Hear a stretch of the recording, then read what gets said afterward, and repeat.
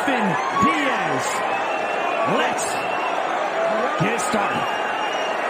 Here we go. Do not blink. Oh, my. Round one, we are underway.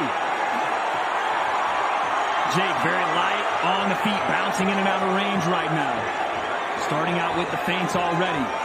A southpaw versus orthodox matchup. We heard Dan Hardy talk about Jake having a lot of success with southpaws. And again, you're going to see an awkward style here from Nate in this fight.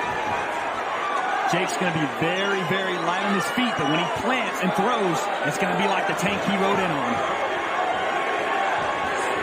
Well, one of the things I heard Jake Paul talk about was his footwork. He had to improve on his feet, and we've seen that already. It's a nice, steady stance, nice little bounce in his movement, and a good jab, stiff jabbing. I'm sure Nate would have watched his fight against Tommy Fury, and though they're different stances, Tommy Fury could not miss with a jab.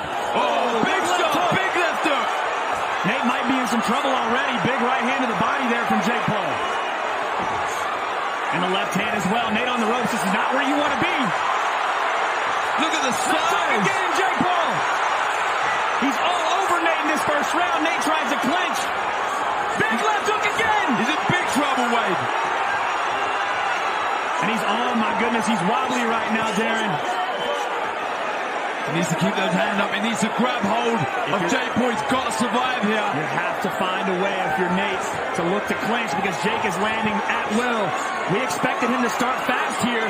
And if you are Jake, you do want to remain composed because fighting and throwing everything out the window in this first round could lead to a later round shock.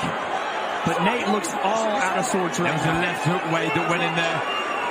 And already some swelling. Yeah, you can see the swelling around that right hand, that left hook.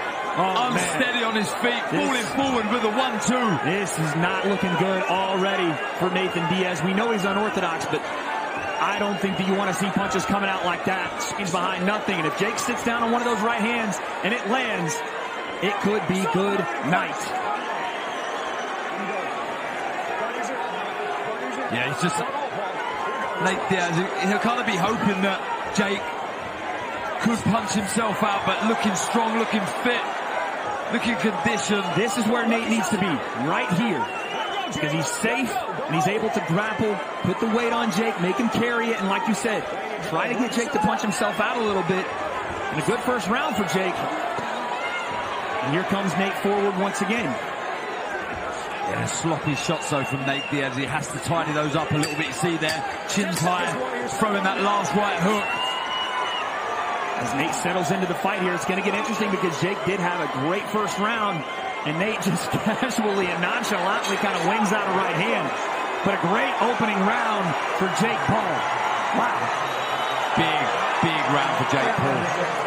He hurt his man. Listen to me, man. You're standing there in front of him like you didn't want to do nothing. You've got to be set.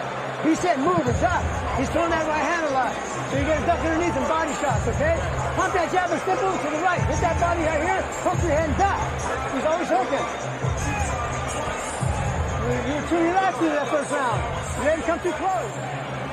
You see, Swahili is showing our Fans League round card, but in the first round there, Darren, talk to me about what you saw from Jake Paul. Well, aggressive, accurate, sharp, powerful punching, and he hurt the older man with numerous shots and a little cut, little nick to the right eye. I don't think it looks too bad. Hopefully it won't worsen as the fight continues, but you see now, big shots. The left hook troubled Nate, and he followed it up with some big right hands. You can see the legs looked unsteady. Good right to the body as well. How will Nate Diaz react, respond to that big first round from Jake Paul? You see Nate almost attempt the single leg there, but you have to wonder if maybe that first round woke Nate up just a little bit as he starts to try to work his way back into this fight. And you see him running into range behind a high guard. You don't like to see that.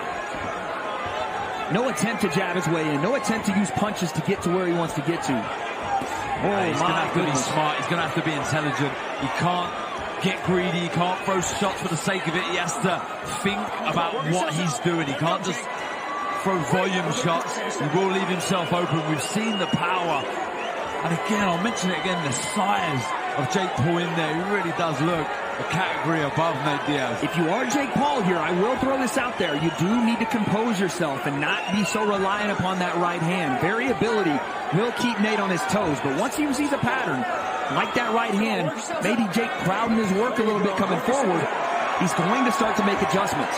Well, look, we're not seeing either man yet throw a jab. Look at this work inside here from Nate. This is what I'm talking about. These things can add up as the fight goes on, and he's in a spot where he can be successful. We saw this in the Chris Avila fight. This is where he's got to be. He's got to be close. He's got to be tight. He's got to try and outwork Jake Paul. He doesn't need to be at arm's length, Wade. And look at Nate walking around, talking to the crowd. This is the antics you get with a Nate Diaz fight, and it's for Jake. You can't fall into it. Just like he can't fall into range here, he has to be able to continue to box, not fight Nate Diaz. He has to box him. Nice straight left hand there from Nate. Yeah. First round has certainly woke Nate Diaz up. I'm telling you, work. We're seeing a different fighter here. And again, you're not going to see a high-level boxing match from Nate, but you're going to see him get here and look to work. 20,000 behind him as he continues to move forward. Right hand to the body there from Jake as well. That was good work, Jake. Jab to the head, right hand to the body, changing the level. Right hook, round another right hand. But Nate trying to exchange, and he laughs at him, and he smiles, and he wants to. This is where Nate wants to be. Trade with me, please. Because what I'm thinking here, and I could be wrong, Darren, but what I'm thinking here is Nate has felt Jake's power, and he said, you know what? I can take that. That's the best you got. I can take that. Because he's smiling at him, and he's throwing back, and that eye is bad. It's in bad shape. Does not look good. Look, we know he carries a lot of scar tissue, Nate Diaz, but it doesn't look good, that eye. Trying to get in the rhythm behind the jab, Jake Paul. Nate having a better round coming forward here. And again, he's putting that weight on Jake. Some slappy shots. Just making him hold weight. That's better work. Good work from Nate. Round 2 in the books, and Nate Diaz is here to fight, ladies and gentlemen. I told you it wouldn't be one way, and through 2, we're starting to see him come alive.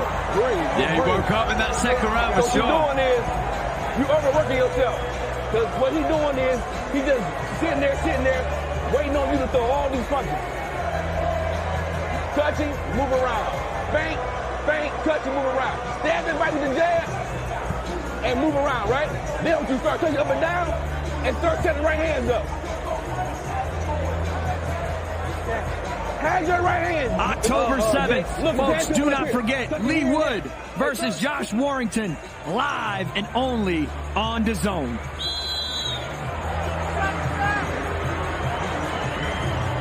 Round 3.